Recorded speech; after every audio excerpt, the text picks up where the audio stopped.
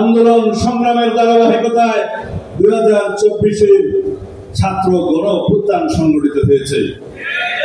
মাত্র 36 দিনে একটি ফ্যাসিবাদী সরকারকে সরিয়ে দেওয়া সম্ভব নয়। আমরা স্বীকৃতি দেব জুলাইয়ের ছাত্র গণ অভ্যুত্থানের যথাযথ মর্যাদা দেব, রাষ্ট্রীয় স্বীকৃতি দেব, সাংবিধানিক স্বীকৃতি দেব। সংবিধানের 4th তফসিলে তার বর্ণনা থাকবে, সেই বৈধতা দেওয়া হবে। সেখানে 106 অনুচ্ছেদ অনুসারে যে সরকার গঠিত হয়েছে, অন্তর্বর্তীকালীন সরকার, তার বৈধতাও ওখানে দেওয়া হবে।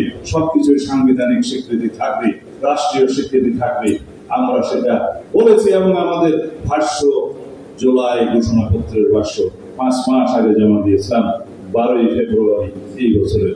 পরবর্তীতে বিগত 9 তারিখ আবার একটা রিফাইন ভার্সন আমাদের কাছে চেয়েছে, আমি নিজে জমা দিয়েছি। সুতরাং যারা জুলাই ঘোষণাপত্র নিয়ে জানতে চান, মর্যাদা সম্পর্কে জানতে চান, স্বীকৃতি সম্পর্কে জানতে চান, সেটা আমাদের কথা পরিষ্কার। এগুলো নিয়ে যেন কোনো বিভ্রান্তি না হয়।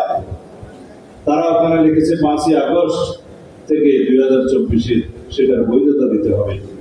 আমি একটু আইন কানুন পড়ি, সেজন্য বলি, আইনের বৈধতা দেওয়ার একটা দিন থাকে, অর্ডিন্যান্সের বৈধতা দেওয়ার একটা দিনক্ষণ থাকে, সংবিধান প্রণয়ন হলে সেটার কার্যকর কখন থেকে হবে সেটার একটা দিন থাকে, ঘোষণাপত্রের দিন থাকে। জানতে হবে যেটা মর্যাদা দেওয়া দরকার, যেটা সাংবিধানিক স্বীকৃতি দেওয়া দরকার, ভবিষ্যতে যাতে এই জুলাই গণ অভ্যুত্থানে যারা অংশগ্রহণ করেছে তাদের উপরে কোনো শাসক গোষ্ঠী কোনো সময় যাতে বৈধতার অঙ্গুলি না তুলতে পারে, সেই জন্য সেই স্বীকৃতি, সেই কনস্টিটিউশনাল রিকগনিশন দেওয়া হবে। জুলাই সনদ প্রণয়নের কার্যক্রম চলছে, তবে অতি দ্রুত।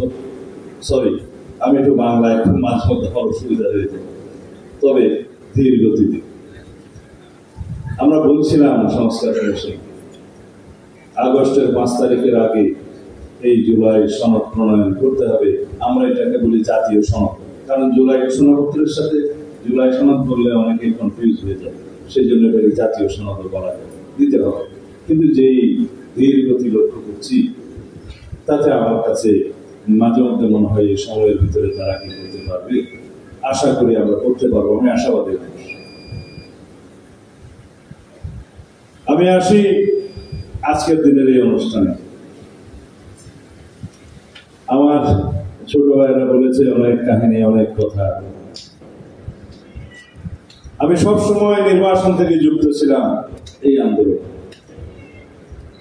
কেউ কেউ ইদানিং টেলিভিশন দর্শক মাঝে মধ্যে স্বীকার করে, বলে, আমার ছোট ভাইরা বলে, এটা অহংকারের কিছু নেই, এটা আমার দায়িত্ব ছিল।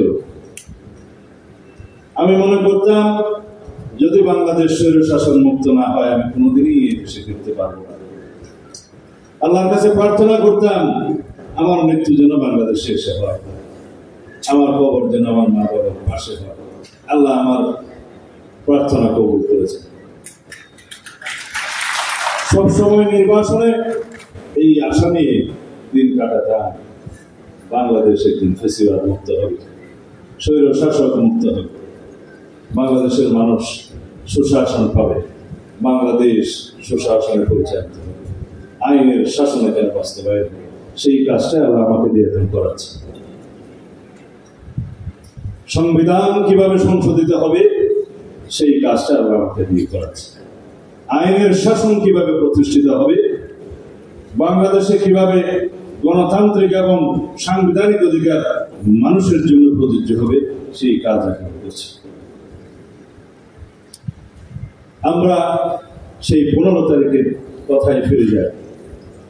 জুলাইয়ের 15 তারিখ ঢাকা বিশ্ববিদ্যালয়ে ছাত্রীদের উপর যখন ফ্যাসিস্টদের বাহিনী হামলা করল, তখন ছাত্র দলের সভাপতি, সেক্রেটারি আরো অনেকের সাথে যোগাযোগ হলো। যারা আন্দোলন পরিচালনা করছে নাম লেখা, তাদের সবার সাথে যোগাযোগ হলো। বিশেষ করে গণ অধিকার পরিষদের নৌর এবং রাশেদের সাথে সার্বক্ষণিক তখন যোগাযোগ।